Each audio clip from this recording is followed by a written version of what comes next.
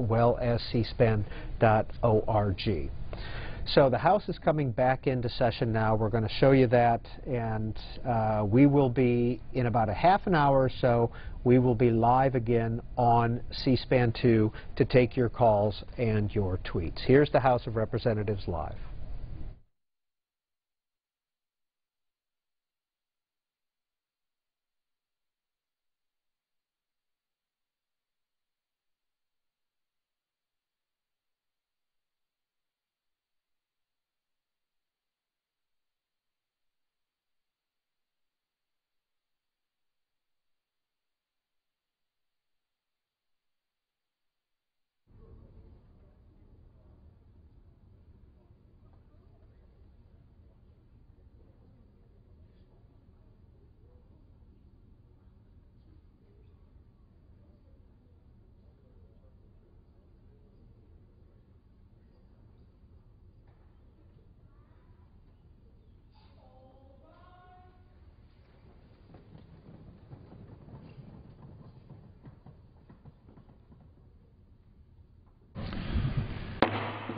The House will be in order. Prayer will be offered this morning by our chaplain, Father Conroy. Let us pray. Loving God, we give you thanks for giving us another day. Lord, you know there are many Americans who look to the People's House as uncertainty about the future of the economy and their livelihoods hang in a balance. Bless the members of the People's House with the understanding that it is their work to develop the strategies and the plans to assuage the fears of their fellow countrymen and women. We again ask you to impel those who possess power here in the Capitol to be mindful of those whom they represent who possess little or no power, and whose lives are made all the more difficult by a failure to work out serious differences. May all that is done today be for your greater honor and glory. Amen. The Chair has examined the journal of the last day's proceedings and announces to the House his approval thereof. Pursuant to Clause 1 of Rule 1, the journal stands approved. For what purpose does the gentleman from South Carolina rise? Mr. Speaker, pursuant to Clause 1, Rule 1, I demand a vote on agreeing to the Speaker's approval of the journal. The question is on agreeing to the Speaker's approval of the journal. Those in favor indicate by saying aye. Those opposed, no. Opinion of the Chair, the ayes have it. The journal stands approved. The gentleman from South Carolina. Mr. Speaker, I object to the vote on the grounds that a quorum is not present and make the point of order that a quorum is not present. Pursuant to Clause 8 of Rule 20, further proceedings on this question are postponed. The Pledge of Allegiance today will be led by the gentlelady from Illinois, Ms. Kelly. Pledge allegiance to the flag of the United States of America and to the republic for which it stands, one nation under God, indivisible, with liberty and justice for all. The Chair will entertain up to 15 requests for 1-minute speeches on each side of the aisle. For what purpose does the gentleman from South Carolina rise? Speaker, I ask unanimous consent to address the House for 1 minute and 5 and extend my remarks. Without objection. So ordered. Mr. Speaker, it's been 1 week since the government shut down. For 1 week, the President and Senate Democrats have refused to negotiate to reopen the government's doors. House Republicans know the hardships American families are facing due to Washington Democrats' failure to negotiate. We have worked over the past week passing bills to have the government functioning. House Republicans have voted to fund pediatric cancer research, reopen national parks, memorials, and monuments, bipartisan vote to give veterans the benefits they have earned and deserve. On Saturday, House Republicans voted to pay 800,000 furloughed employees who are at risk of losing a paycheck due to the President's government shutdown. With the debt ceiling limit looming, the American people are waiting for the President and Senate Democrats to negotiate a solution for fiscal responsibility. In conclusion, God bless our troops, and we will never forget September 11th and the global war on terrorism. Gentleman's time has expired. For what purpose does the gentlelady from California seek recognition? Permission to address the House for 1 minute. Without objection. Mr. Speaker, today we find our nation in the midst of a government shutdown and in the shadows of a debt default. A week into the shutdown, the partisan gridlock in Congress is as bad as ever. But across the country, millions of Americans are finding new hope in the affordable health coverage on the online exchanges. Despite the more than 40 Republican attempts to repeal, defund, or derail this law, the Affordable Care Act is finally fulfilling the promise of dependable, affordable health coverage for millions of our fellow Americans.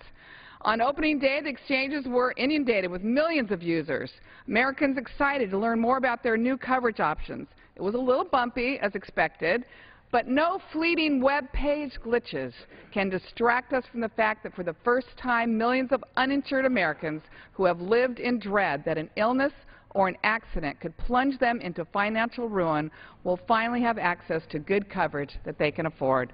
Today is a dark day here in D.C., but for the thousands of people I represent, a long night is ending, and that's worth celebrating.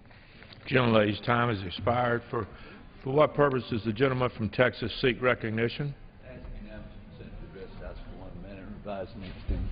Without objection, the gentleman is recognized. Thank you, sir.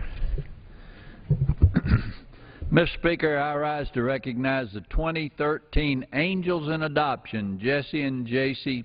Prince from my hometown, Plano, Texas. As children, both Jesse and Casey were touched by adoption. Having experienced the powerful impact adoption has on families, they decided to adopt one of their own. In 2012, Ezekiel, Zeke for short, from the Democratic Republic of Congo, became part of the Prince family. As the Princes helped Zeke learn how to read, they quickly learned how challenging it was to find books that depict transracial families. They decided as a family to write, illustrate, and publish That's a Yummy Color, a children's book celebrating adoption. This book is now helping other families form special bonds with their own adopted children. I'm grateful for the compassionate families like the Princes, Jesse and Casey. You are truly an inspiration. God bless you. The gentleman's time has expired. For what purpose does the gentlelady from Illinois seek recognition? Without objection, the gentlewoman is recognized for 1 minute. Thank you. Mr. Speaker, last week the health insurance marketplace opened, giving millions access to quality health care. Since then, there's been too much focus on the small hiccups that are to be expected when any large program is implemented. Yesterday, I received a letter from a North Carolina woman who lives over 600 miles from my home district in Illinois. Like many Illinoisans, she believes the positives of the Affordable Care Act are being overlooked. She said, "My family has already benefited from the Affordable Care Act as I have 2 children just finishing college. I am relieved I can keep them on my medical coverage at no cost. This saves them money and gives me peace of mind. The cost of our health care plan has decreased by $400. Like many, she wants to ask Congress, is this why you shut down the government, to keep me and my children from getting affordable health care? Citizens are sick and tired of the misinformation being spread about the ACA. The ACA didn't cause the shutdown. The shutdown is a symptom of what really ails America, cynicism that allows a few to take hollow ideological stances at the expense of many. Like me, she wants us to pass a clean CR and end this shutdown today. For what purpose does the gentleman from Missouri seek recognition? For 1 minute to revise and extend my remarks. Without objection, the gentleman is recognized for 1 minute. Thank you, Mr. Speaker. Mr. Speaker, President Obama must stop playing politics with our national park system. The parks belong to every American and should not be held hostage in President Obama's political game. In the 1960s, the federal government established the Ozark National Scenic Riverways in southern Missouri, under the disguise of protecting the rivers and forest for all Missourians. Some 50 years later, President Obama is taking away our access. The riverways do not belong to President Obama. They belong to my constituents. Mr.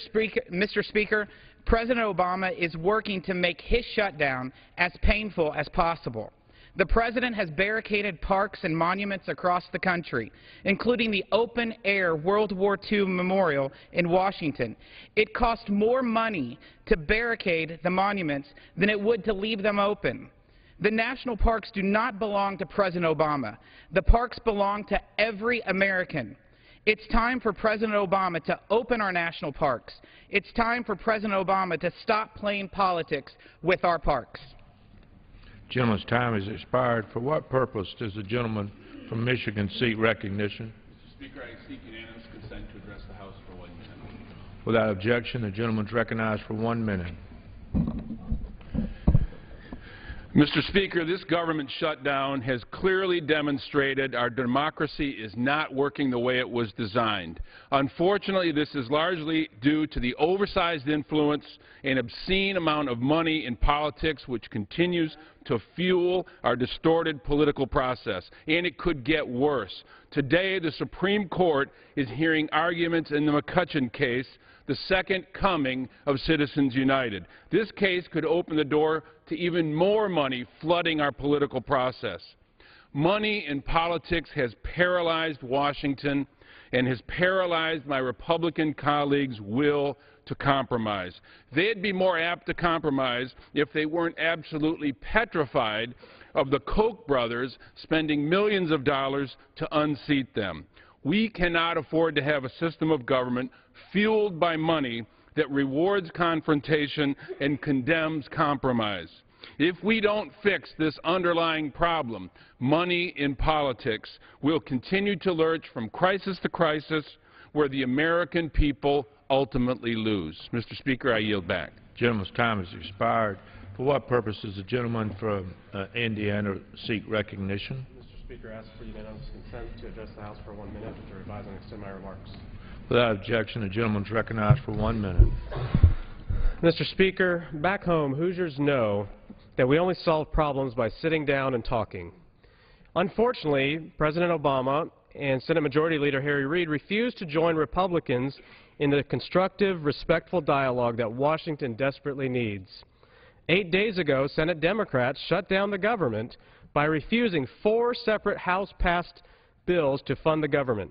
It's clear that the American people don't want this shutdown, and that's exactly why the House has passed 9 bipartisan common-sense bills to fund and reopen parts of the government that we all agree on. Together, House Republicans and House Democrats have passed bills to ensure that the National Guard is paid, veterans' benefits are funded, and our national parks are reopened. Unfortunately, these common ground solutions are gathering dust in the Senate as Harry Reid refuses to come to the table and talk. The American people don't expect Republicans and Democrats to agree on everything, but they do expect us to talk. It's time for Senate Democrats to put aside their obstructionism and come to the table. Yield back. Gentleman's time has expired. For what purpose does the gentlelady from Virgin Islands seek recognition? To ask unanimous consent, Mr. Speaker, to address the House for 1 minute. The gentlelady is recognized for 1 minute. Thank you, Mr. Speaker. Well, the truth is out. Republican leaders and their big donors have been planning this shutdown for over 2 years. And why? They claim it's because of Obamacare. But it's now clear to everyone that it's plainly and simply about Obama. He won re-election and they still can't deal with it. So they're willing to hurt their own constituents in the entire country just to try to keep our president from doing the job he was overwhelmingly elected to do. The American people should be outraged and demand that this shutdown end now and that Congress lift the debt ceiling, pay our bills, and protect the good faith and credit of our nation. The good news is that even some Republicans are sick and tired of these childish, destructive tactics. They, like us Democrats, want to put our federal workers back to work to make sure that they and those depending on Social Security will be paid, that all veterans will receive the services we owe them, that vulnerable women and children can get the care they need, and that our nation will continue to remain strong. And so the American people must demand that Speaker Boehner bring the clean CR to the floor for a vote today. If he doesn't, then they must insist that their representatives stand up for this country and our fellow Americans by stepping up and signing a discharge petition to end the madness. I yield back my time. Gentlelady's time has expired. For what purpose does the gentleman from Minnesota seek recognition? Request unanimous consent to address the House for 1 minute, revise and extend my remarks. Without objection, the gentleman is recognized for 1 minute. Thank you, Mr. Speaker. Mr. Speaker, we find ourselves 1 week into a government shutdown. That's something I hoped I would never have to say on the floor of this House. I do not want this. House Republicans do not want this, and the American people surely do not want this. So why are we here? We're here because Democrats in the United States Senate and the President of the United States refuse to negotiate with the people's elected representatives here in the House. How long can their refusal to negotiate go on? All we're asking for is a conversation, Mr. Speaker. That's it. House Republicans want to sit down in good faith and work to get this government open again and to make sure that all Americans are treated fairly under the President's health care law. My colleague from Indiana just moments ago pointed out that we've passed bills in this House with overwhelming majorities, margins of over 100 votes, bipartisan votes, to keep important essential services up and running. There are grounds for agreement. We just have to negotiate. Leader Reid, Mr. President, let's talk. I yield back. Gentleman's time has expired. For what purpose does the gentleman from Texas seek recognition? I ask unanimous consent to address the House for 1 minute. Without objection, the gentleman is recognized for 1 minute. Mr. Speaker, I rise today to speak out against the government shutdown and its detrimental impact on federal programs like Head Start and Impact Aid for school districts. Instead of punishing our youngest learners through this government shutdown, our nation needs a responsible, forward-looking fiscal policy that repairs the damage done by sequestration and the government shutdown, and that allows programs like Head Start to provide the highest quality early learning opportunities to our most vulnerable children. A piecemeal approach to funding Head Start is not a real solution to this government shutdown. This GOP majority has slashed funding for the education, including Impact Aid. Impact Aid school districts have been harder hit than any other school districts as they struggle to provide quality education for the children of active military and Native American students. Due to the GOP sequester, many of these school districts have been reduced to 4-day school weeks. This is a reckless and irresponsible way to govern. Our nation's children and families deserve more, not less. I yield back. Gentleman's time has expired. For what purpose does the gentlelady from Illinois rise? Mr. Speaker, I ask for unanimous consent to address the House for 1 minute, please. Without objection, gentlelady is recognized for 1 minute. Thank you. Mr. Speaker, I rise again today to continue speaking out about the human consequences of this ridiculous government shutdown. We are now 1 full week into this shameful display of irresponsibility. Yesterday, I spoke with a man in my district named Joe Burton, lives in Monmouth, Illinois. He's a decorated war hero, serving 21 years in the military. As a retired Army sergeant, Joe received the Bronze Star for his brave service in the Gulf War. But after honorably serving our nation for so long, Joe is now worried sick about how this reckless government shutdown is going to impact him and his family. This tough guy is literally frightened about the shutdown and how it is affecting his VA disability payments. And if his benefits aren't here and don't arrive, he has no idea how he will pay his bills or even how he will pay for his next meal. More than anything, he just wants to know how veterans like him across the country, how they're going to make ends meet if we don't get this solved. Let's stop this nonsense now and do right by Joe and the others who have served our country. Gentlelady's time has expired. For what purpose does the gentlelady from Ohio seek recognition? I ask unanimous consent to address the House for 1 minute and to extend in silence. The lady is recognized for 1 minute. Mr. Speaker, I stand here at a time we should be celebrating the many freedoms bestowed upon us. But I am here in the midst of some Republicans crippling us. It is fatal for the Congress to overlook the urgency of the moment and to underestimate the desires of the American people who want the doors of government open, ending the whirlwinds of piecemeal, cherry-picking funding.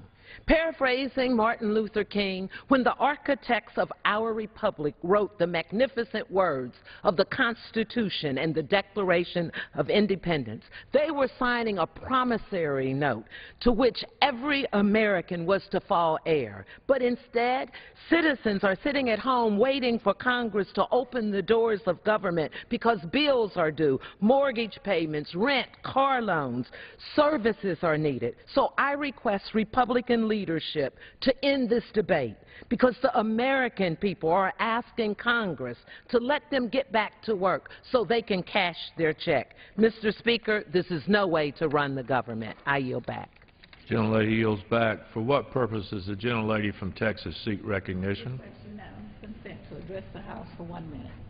Without objection, the gentlelady is recognized for 1 minute. Instead of approving the Senate-passed funding bill, House Republicans have placed politics before people while important decisions on government funding and the debt ceiling await votes. Mr. Speaker, I rise today with excitement to express my support for the Patient Protection and Affordable Care Act, which has already significantly improved health care for Americans. In my state of Texas, families have saved $46.3 million in insurance company refunds. Medicare beneficiaries in the donut hole have saved $420.7 million in prescription drugs. More than 40,000 Americans and 17 million American children with pre-existing conditions gained insurance coverage through the Affordable Care Act. Because of the health insurance marketplaces, in my district, about 204,000 individuals will have access to quality, affordable health care coverage. The Affordable Care will grow stronger and expand access to quality care for all Americans. Thank you, Mr. Speaker. I yield back. Gentlelady's time has expired. For what purpose does the gentleman from Kentucky seek recognition? I ask unanimous consent to address the House for 1 minute. Without objection, the gentleman is recognized for 1 minute. Thank you. Mr. Speaker, the last thing Congress needs is more special interest candidates who don't answer to the American people. And yet this morning, the Senate Minority Leader and his big money allies in the Republican Party once again asked the Supreme Court to give billionaires more influence on public policy through our elections. If this effort succeeds, individuals would be permitted to give as much as $3.5 million each to candidates and parties next year, in addition to the already unlimited amounts they can spend independently. It should go without saying that the number of people who are able to contribute on this scale is minuscule, but the ranks of those who would be affected by this deluge of money cannot be overstated. It is simply not possible to turn up the volume on the already amplified voices of a few wealthy donors without drowning out the millions of Americans already struggling to be heard. The fact is, we will never have a fair and balanced budget or a more equitable tax system while the well-off and well-connected are allowed to control members of Congress. Mr. Speaker, this is not the republic the framers intended. When they created Congress and when the people approved the 17th Amendment appointing themselves the electors of the Senate, they wanted to ensure government was accountable to the people it serves. The more we undermine campaign finance laws, the farther we get from that fundamental principle. For what purpose does the gentlelady from California seek recognition? Unanimous consent to address the House for 1 minute. Without objection, the gentlelady is recognized for 1 minute. Thank you. Mr. Speaker, this shutdown has affected more than just the government. We all need to understand that. Yesterday, I learned that a veteran-owned small business in my district who contracts with the Navy has had to furlough its workers. But because they are not federal employees, they won't be receiving back pay when the government resumes full operations. The lost pay will have a terrible impact on these employees and their families, but their absence is also seriously affecting the financial well-being of the small business that employs them. Let's think about this. How often is this happening throughout the country? And you begin to see how San Diego alone is losing $7 million a week during the shutdown. How much longer are we going to play political games when everyone is guaranteed to lose? For our communities, for our economy, and most of all for those who are out of work, even one more day is too long. Let's fund the whole government and end this shutdown. Gentlelady yields back. For what purpose does the gentleman from Georgia seek recognition? To address this body for 1 minute and to revise and extend. Without objection, the gentleman is recognized for 1 minute. Thank you. Mr. Speaker, I deeply regret that the Republicans have shut down the government. They've shut the whole thing down, two-year-old plan to shut down the government over the Affordable Care Act is as harmful as it is fruitless. However, all is not lost. The Republican shutdown can end today if the Speaker would simply disengage the cruise control and hold a vote on a clean bill. This is day 7 of the government shutdown. With the debt ceiling vote looming, this is a time for action, not talk. You can't negotiate with the Republican Party stuck on cruise control on something so basic as a clean bill to reopen our government. Unfortunately, my Republican colleagues have determined that fealty to extreme Tea Party groups is more important than the needs of the people they represent. It's time to end the stubborn, unreasonable, and mean-spirited obsession with killing the Affordable Care Act. The Republican shutdown can end today if only the Speaker would allow a vote. I yield back. Gentleman's time has expired. For what purpose is the gentleman from Arizona seek recognition? Unanimous consent to address the House for 1 minute. Without objection, the gentleman is recognized for 1 minute. Mr. Speaker, this weekend our nation lost 5 brave service members in Afghanistan, and shortly after they were killed, their families were notified that our government would not pay their survivor benefits due to the shutdown. This is disgraceful and an outrage. These service members gave their lives in defense of our country. When they stepped up to defend our nation, we promised that they and their families would be cared for. Now, due to the shutdown, we have broken and abandoned that sacred commitment. Today, I am introducing the Fallen Heroes and Family Assistance Act, which will ensure that the promises we made to our fallen service members are fulfilled. I urge its immediate consideration by the House. We must honor our commitments to our fallen heroes and their families. Mr. Speaker, I yield back. Gentleman yields back. For what purpose does the gentlelady from Ohio seek recognition?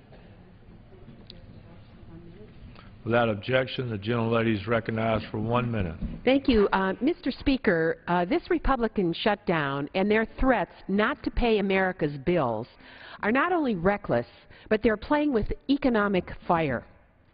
Their irresponsibility is burning the American people. There are currently more than 800,000 federal employees out of work, with thousands already filing for unemployment benefits because they've been furloughed by the GOP shutdown.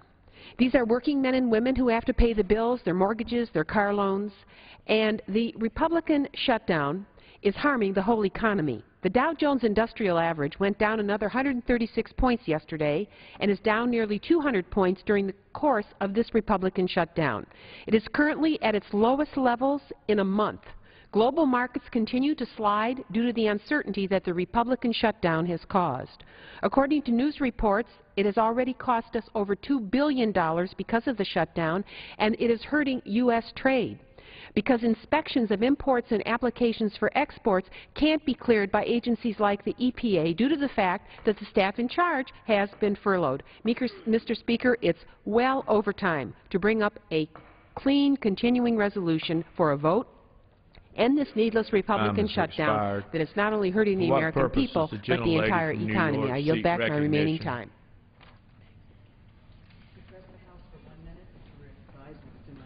Without objection, the gentlelady is recognized for 1 minute.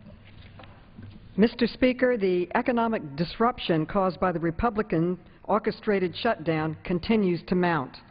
The negative impact on the lives of the American people and the loss of jobs and opportunities continues to rise.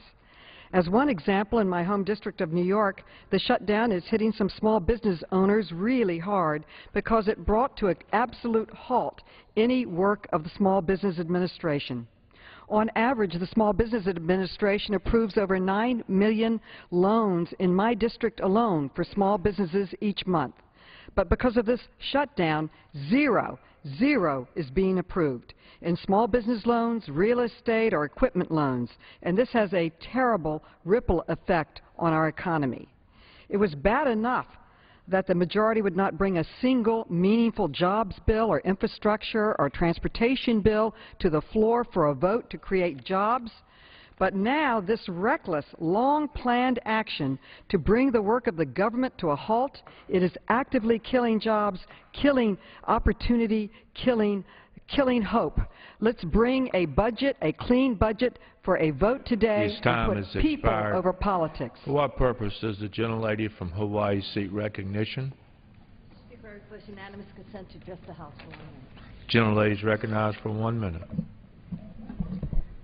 Thank you, Mr. Speaker. Mr. Speaker, day 8th of the shutdown of the federal government. What do we know, Mr. Speaker? We know, 1, you and your majority wanted the shutdown, so you win. You have no plan to end this shutdown, that's obvious. And it's no longer about Obamacare. But what we don't know is, who do you want to punish? It must only be the people of this great nation. You pass bills for show only. You know that the Senate and the President will not cherry-pick among the departments, yet you continue to pass these bills. Yet, you won't let the House vote on a clean CR to open government.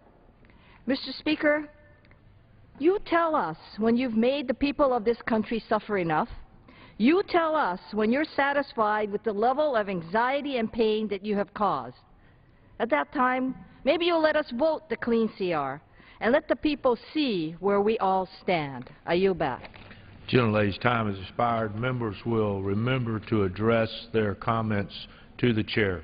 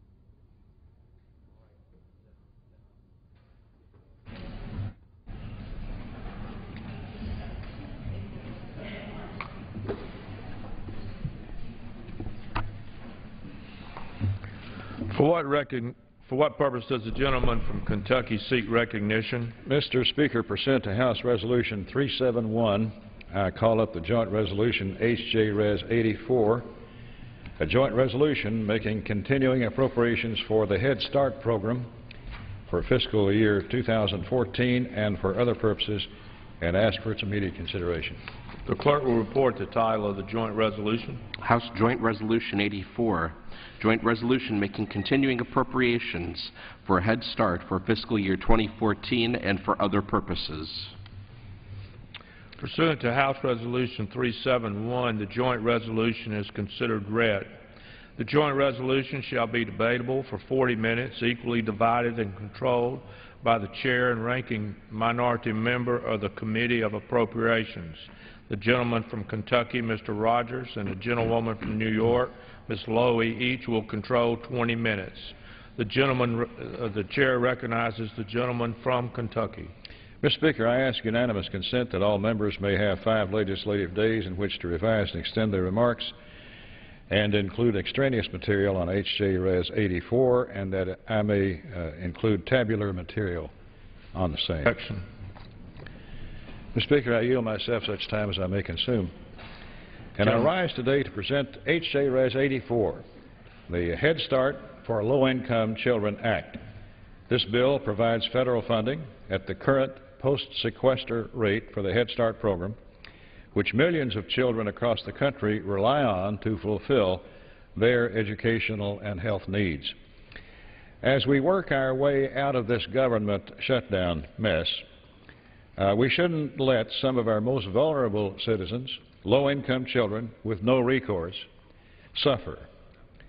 As we work our way out of this mess, we shouldn't let some of our most valuable citizens suffer. And in my home state of Kentucky, 20,715 kids rely on Head Start to provide a helping hand. If we don't do anything about this today, 2,800 kids in Kentucky will lose access to Head Start programs starting November 1st. This bill provides funding for Head Start at an annual rate of $7.586 billion. This funding will help reopen the doors to the more than 1,600 Head Start programs across the country. As before, the funding will last until December 15th, or until we enact full-year appropriations. This is another step the House is taking to alleviate the burden of this current fiscal dilemma and move us closer to ending the government shutdown. The 9 bills the House has passed since October 1st to reopen the government, this will be the 10th, constitute nearly 1/3 of the federal government's discretionary budget. These 10 bills fund very critical programs cleanly, as the Senate has demanded, and have been supported on a bipartisan basis in this House. So why are these bills still sitting on Harry Reid's desk? Why is the Senate not making every stride they can to help our nation's disadvantaged children, hungry families, and our veterans? This method of funding the government is not my preferred way, Mr. Speaker, nor is it the standard. But while we work to find an end to the shutdown, we should fund those programs we can as soon as we can. I hope that my colleagues in the Senate will take this opportunity to meet us at the negotiating table. We've got a great deal to work out, but this can't be done if we're not willing to talk and listen to each other. It's the time-honored way, Mr. Speaker. When the two bodies disagree on something, each body passes a bill and we send it to conference with the other body. And that's what should be done here. In fact, this body, several days ago now, appointed conferees on this topic and sent it over to the Senate, only to be met by a loud snore. So, Mr. Speaker, I want us to get together and talk about ending this shutdown. Though I wish we were able to end the shutdown in its entirety, this bill will at least reopen one indispensable government program and lessen the toll that the shutdown is taking on the American people.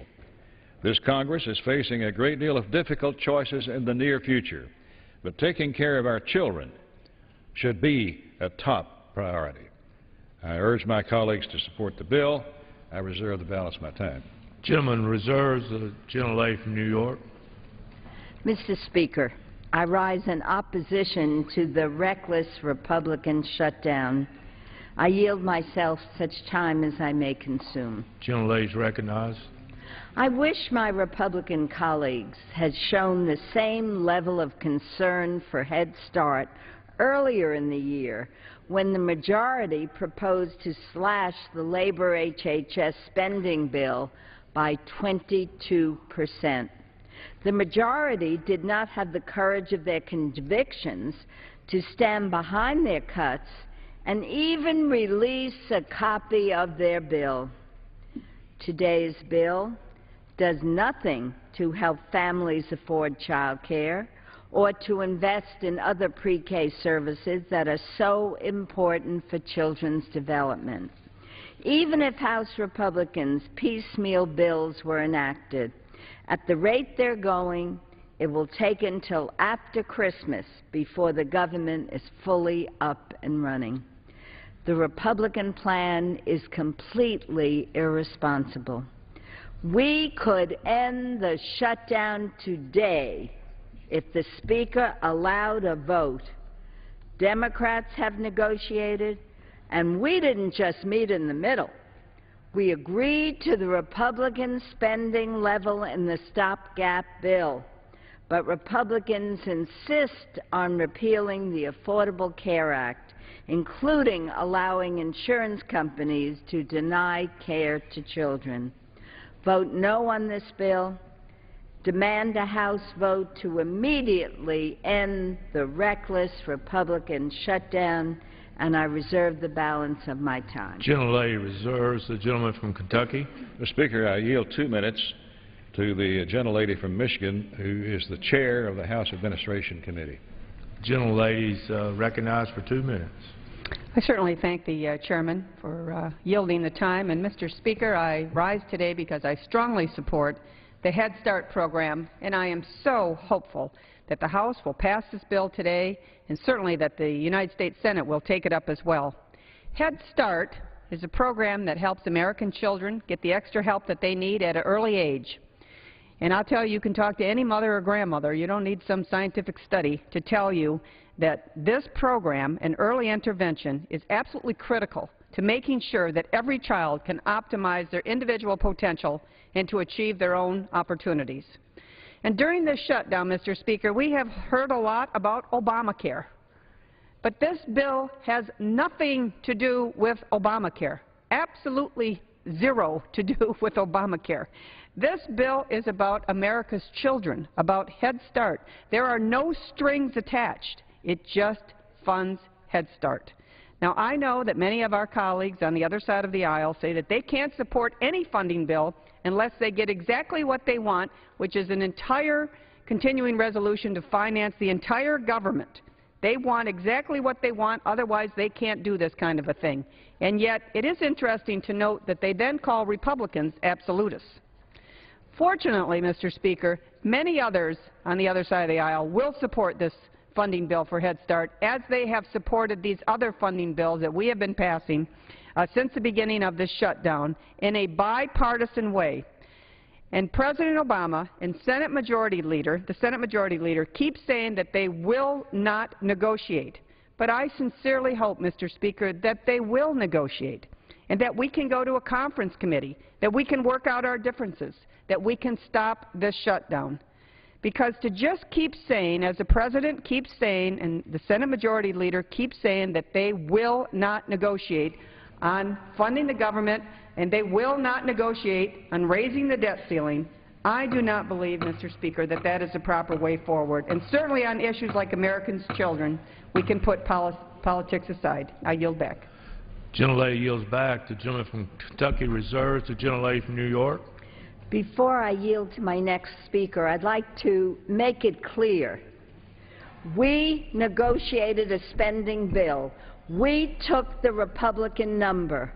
Let us pass that spending bill. Speaker Boehner should bring it to the floor at your number and then raise the debt ceiling, and then there's plenty of time to negotiate on all the outstanding issues. And, Mr. Speaker, I'm very pleased to yield 1 minute to the gentlelady from California, Ms. Roybal Allard. Gentlelady is recognized for 1 minute. Mr. Speaker, I joined the National Head Start Association in opposing this bill. At a time when our nation's at-risk families are suffering on multiple levels due to sequestration and the Republican government shutdown, a piecemeal approach like this one is not in anyone's best interest. This disingenuous Republican effort would selectively fund some education programs while failing to provide funding for others that poor children and their families rely on. The National School Lunch Program, the Supplemental Nutrition Assistance Program, Title I, After School, Special Education, and Rural Education Programs, among others, are all left out of this bill. It's unconscionable that our nation's most vulnerable children are being denied Head Start services because of Speaker Boehner's refusal to bring to the floor a clean bill to open the government. Let's stop this charade of pitting seniors against children, veterans against families, one group of Americans against another. Let's open the government and serve all our countrymen. I yield back the balance of my time. Gentlelady yields back. The gentlewoman from New York reserves. Gentleman from Kentucky. Mr. Speaker, I yield 2 minutes to the gentleman from Kansas, Mr. Yoder, a member of the Appropriations Committee. Gentleman's recognized for 2 minutes. Thank you, Mr. Speaker, and I thank the chairman from Kentucky for his work on this legislation to help provide funding for Head Start kids to have an opportunity to realize all the opportunities that life presents. Mr. Speaker, I rise today to ask us to work together and set aside our differences for the good of the American people. We are divided. We have an ongoing dispute about whether Congress should receive special treatment and whether individuals should be given the same exemptions that businesses have been given under the Affordable Care Act. That is in dispute. Why can't we go forward with legislation and policies and things that we all agree on? The Senate has a position and the House has a position, and we can go on and on with this debate about whether we should fund special treatment for Congress and for businesses and labor unions under Obamacare, but there are unnecessary casualties to that debate. Today we have an opportunity to take Head Start off the table, a program that serves 1,146,468 kids nationwide and 1,436 of these young students in Kansas's 3rd District. These vulnerable students need our help. These are kids with little opportunity, disadvantaged by poverty and circumstances that put them behind from day one. Head Start for low-income children is a ray of hope, coming at a critical time when these young learners are developing their young minds. Head Start works for students, Head Start works for families, and Head Start works for the American taxpayer. So why can't we come to an agreement as to the funding for this portion of government? We can't come to it for every portion. We get that. But we are in agreement that this shutdown is unnecessary and that we can fund Head Start today. For some, this is a philosophical debate. But for the young learners at Head Start of Shawnee Mission, Kansas, Olathe, Kansas, or the Children's Campus in Kansas City, these are real lives and real futures at stake. They are counting on us. Surely we can take our partisan hats off for a moment and fund a bill to give each of these kids a chance to succeed. Let's pass a clean bill that funds Head Start today. Let's put aside our differences. Let's find a common ground. We have the power today to take Head Start kids out of this debate and ensure their funding. Let's show the American people that today on this issue, time these kids, has expired. There is no disagreement. Gentleman from Kentucky reserves. The gentlelady from New York. Sorry. Mr. Speaker, I ask unanimous consent to give the remaining time to manage to Mr. Lauro from Connecticut. Without objection. Gentlelady from Connecticut. I thank the gentlewoman from New York. I yield myself as much time as I may consume. The government of the United States of America has been now closed for a full week. People are out of work. Some are even going hungry. Our economy is poised on the brink of a disastrous default, and yet this Republican majority continues to play political games with the future of our country and the lives and health of American families. The hostage being negotiated today is Head Start, one of the true American success stories, unquestionably the most effective early childhood development program ever developed. And I've heard so often from my colleagues on the other side of the aisle about how unsuccessful a program is and what a terrible program it is and that we ought to cut it.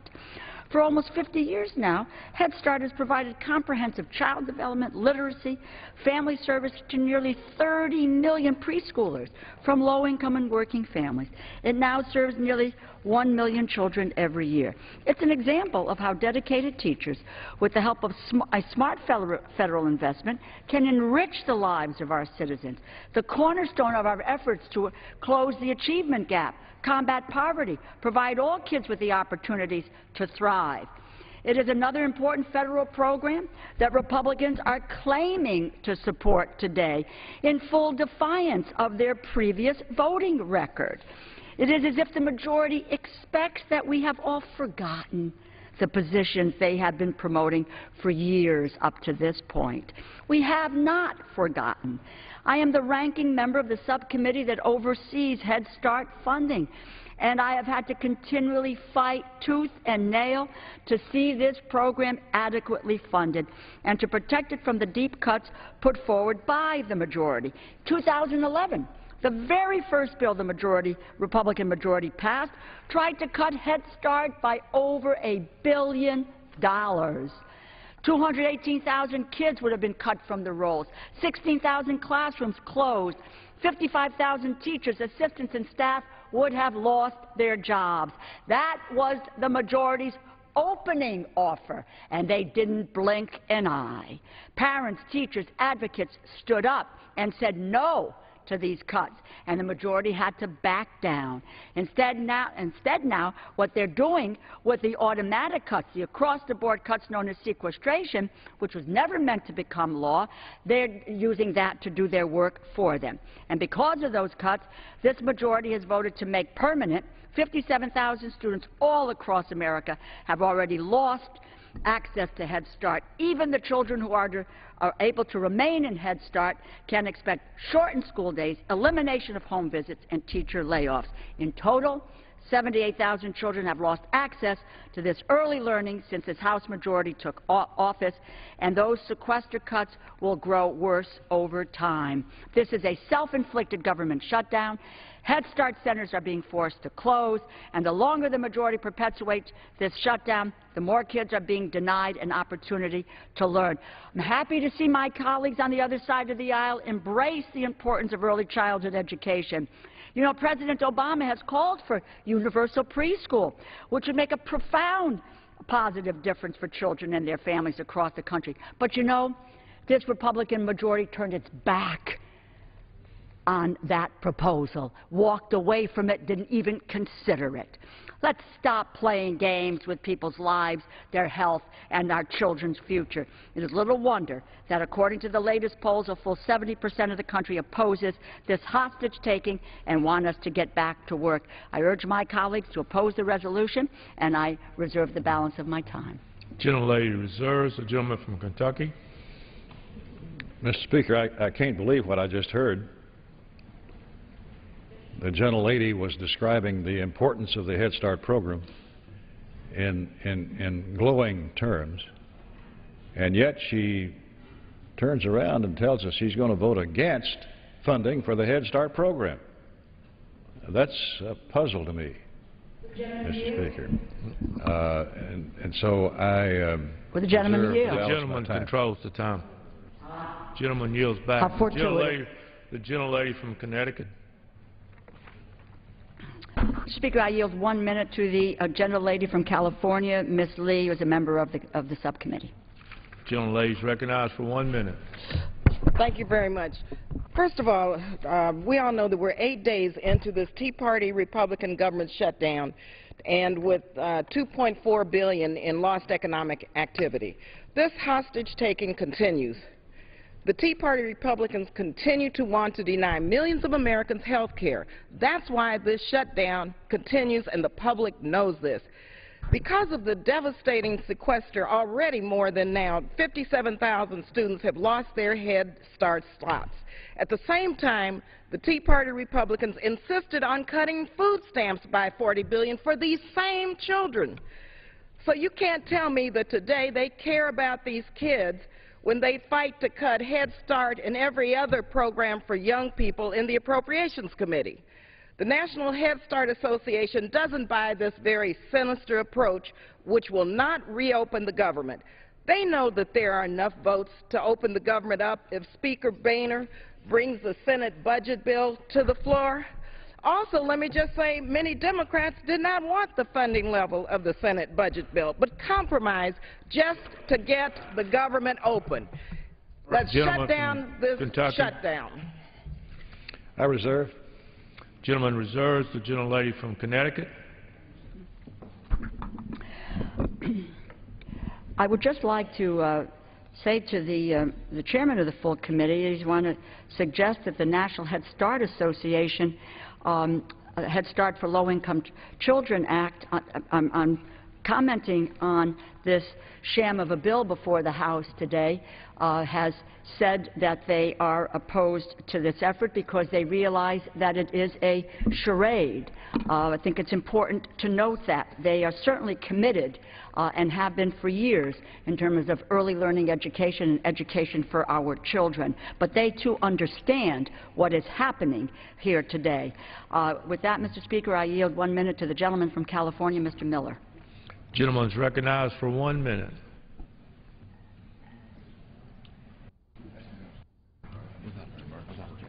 Without objection. I thank the gentleman for yielding. Mr. Chairman, this is now the second week of the Republican shutdown of our government. Shut down because they want to put insurance companies back in charge of America's health care.